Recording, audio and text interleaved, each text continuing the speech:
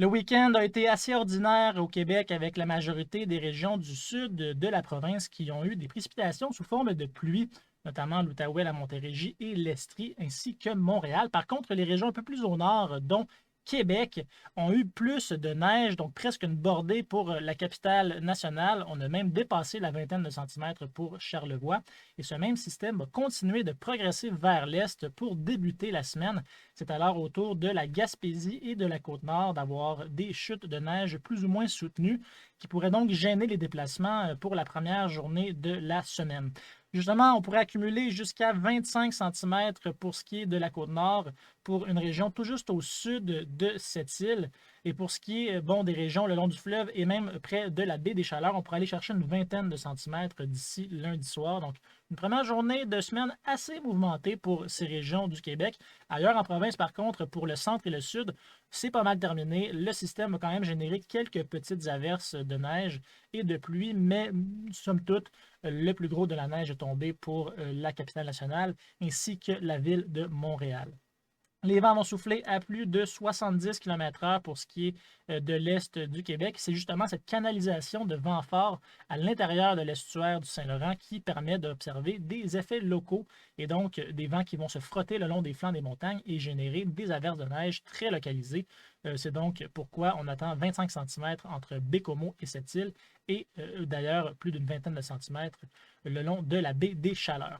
Pour le sud et le centre de la province, comme j'ai dit, la neige est pas mal terminée, mais on pourrait être surpris par quelques petites averses de mélange de neige et de pluie pour la première journée de la semaine jusqu'en matinée mardi, notamment dans l'extrême sud du Québec. Donc, c'est une énergie un peu résiduelle associée au système juste avant qu'il quitte pour de bon l'est de la province.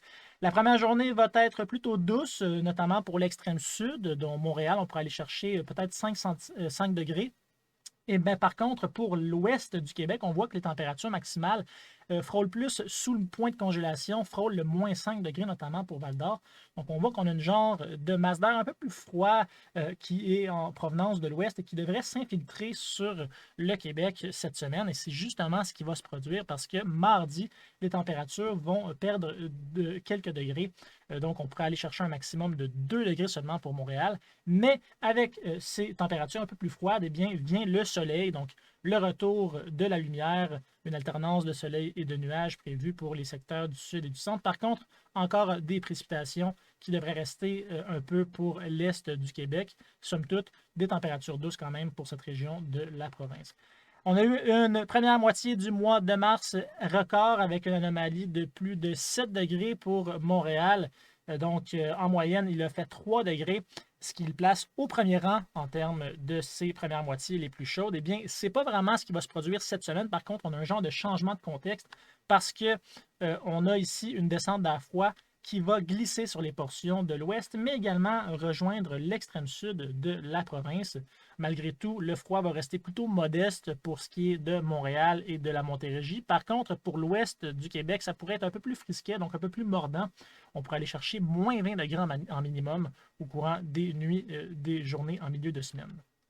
Les températures pour ce qui est de Montréal, eh bien, on va être légèrement sous les normales. On ne parle pas de froid mordant, pas de froid extrême non plus. Mais quand même, c'est un peu un changement de contexte par opposition aux dernières semaines. Les températures pourraient même rester sous le point de congélation entièrement pour une journée. C'est d'ailleurs ce qui est prévu vendredi avec un maximum à -1.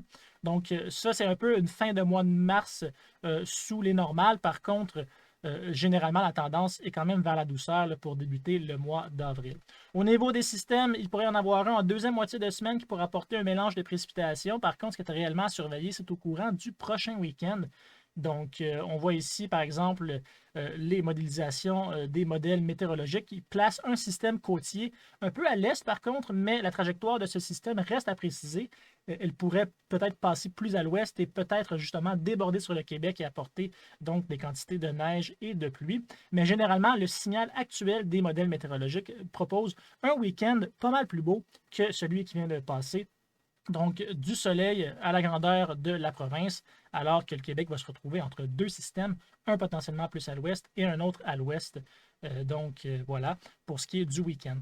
La tendance 7 jours pour ce qui est des nuages, eh bien, ça reste un peu gêné en termes d'ensoleillement. Donc, on voit ici un début de semaine très gris. Par contre, plus la semaine va aller, on va avoir un peu plus de soleil, mais ce ne sont pas des journées très ensoleillées qui sont prévues cette semaine. Donc, malgré le changement d'heure qu'on a eu il y a quelques jours, eh bien, on ne pourra pas vraiment voir les effets de ce soleil qui se couche un peu plus tard.